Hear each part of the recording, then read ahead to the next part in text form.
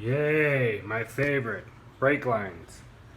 Actually, this easy bend, copperish stuff, whatever.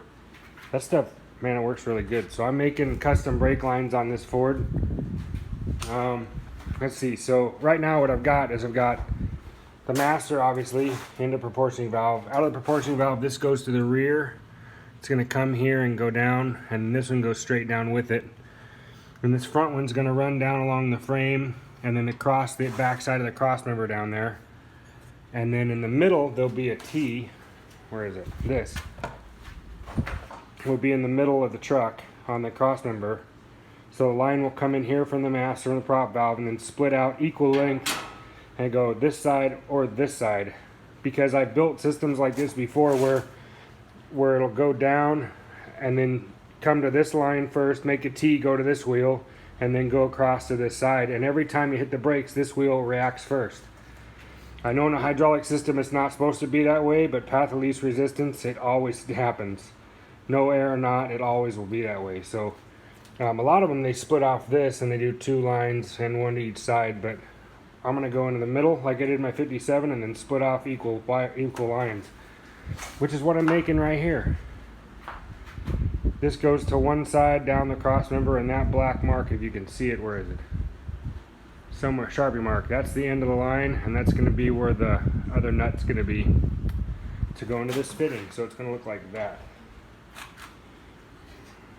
And then the opposite side, mirror that, will be over on this side, which, if you can see it, it's already kind of custom bent in there to follow the frame. Anyway, that's what's going on. More fun from not this. And man, that front end is fitting together pretty good. Let me show you. Hold please. Golf pry bar, whatever thing, out of the way. Here we go. Coming down. Okay, there it is. Centered up. Got the same reveal on both sides. These old Fords, these things never really fit together all that tight.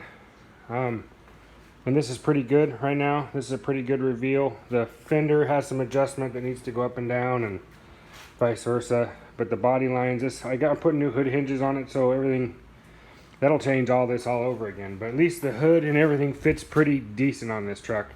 The fenders are that bottom section where they hogged out for the bumper. This thing sat, the whole front clip on this truck was kind of bent down, and the hood gap was massive and nothing fit right. So making new core support and everything else, we ended up making the fenders and the whole front end be, this thing is solid. This thing doesn't move before, and it used to be really floppy, and the front end didn't fit. The grill didn't really fit the profile right like it was supposed to be.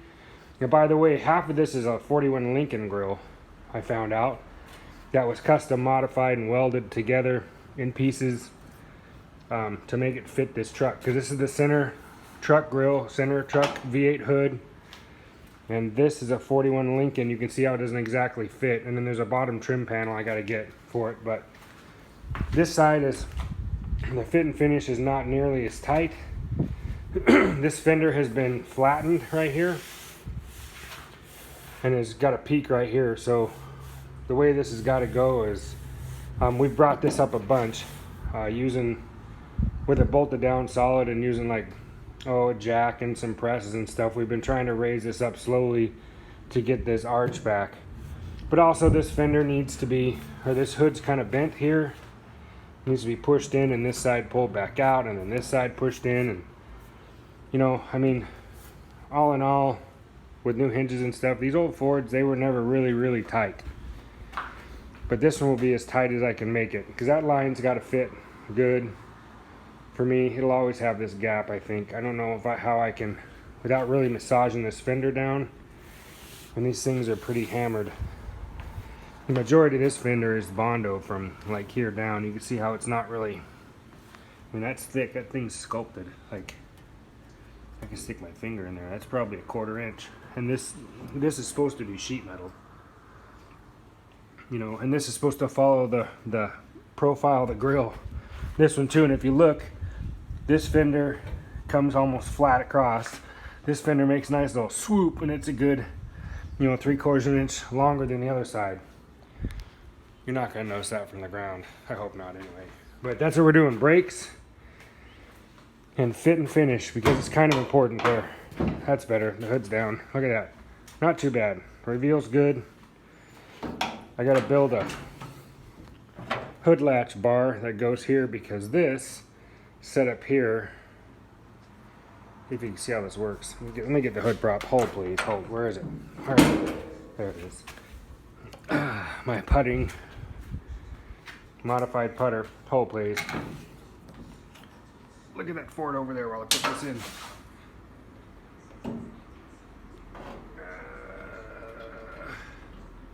Got it. There we go. Look at that Ford. It's cool right there. Okay.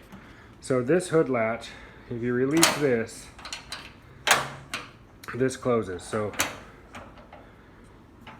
this locks. There's also supposed to be a safety latch right here that goes into this hole, please.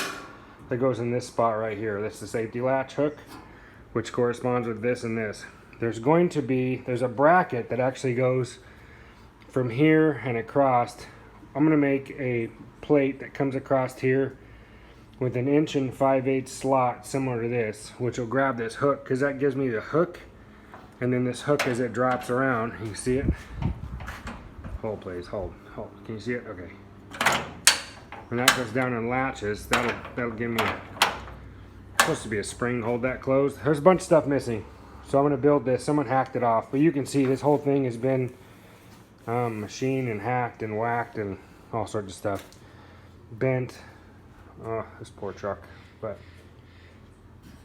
it is solid. And this new core support that we built, it's all 1/4" plate, 1 1/4" or 1 1/8" box tube, 1/8" and 3/16" angle at the bottom, and the radiator just sits in here. It slides straight down inside here, and it gives me from here to the core is almost 2 3/4 inch from the tip of this to the core. And I'm going to put those 4 fans on the back side of this. It'll be fun. But these are new inner fender wells. You can buy them from, what's this company?